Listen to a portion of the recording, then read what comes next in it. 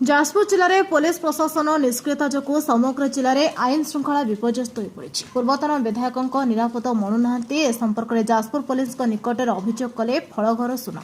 ଲଘୁ ଖଣିଜ ଦ୍ରବ୍ୟ ପୋଲିସ ସମ୍ମୁଖରେ ଲୁଟ୍ ହେଉଛି। ପୋଲିସ ବାଲିପଥର ମାଫିଆମାନଙ୍କୁ ସାହାଯ୍ୟ କରି ଅଭିଯୋଗକାରୀଙ୍କୁ ଗାଳିଗୁଲଜ କରୁଛି।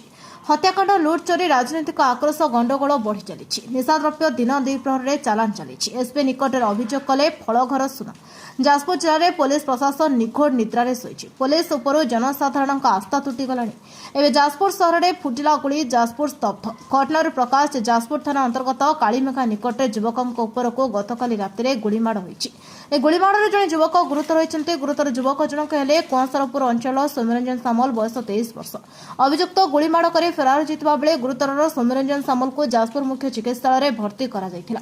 ସେଠାରେ ପ୍ରାଥମିକ ଚିକିତ୍ସା ପରେ କଟକ ଏସ୍ସିବି ମେଡିକାଲକୁ ସ୍ଥାନାନ୍ତରିତ କରାଯାଇଛି।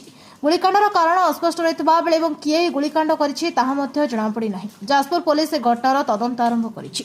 ଆଜି ଭୋର ସମୟରେ କଟକ ବଡ଼ ଡାକ୍ତରଖାନାରେ ତାଙ୍କର ମୃତ୍ୟୁ ଘଟିଛି ବୋଲି ବିଶେଷ ସୂତ୍ରରୁ ଖବର ମିଳିଛି। ବ୍ୟାସନଗରରୁ ପ୍ରଦ୍ୟୁମ୍ନ କୁମାର ବୋଇତାଙ୍କ ରିପୋର୍ଟ, ନ୍ୟାୟବତୀ ଟିଭି।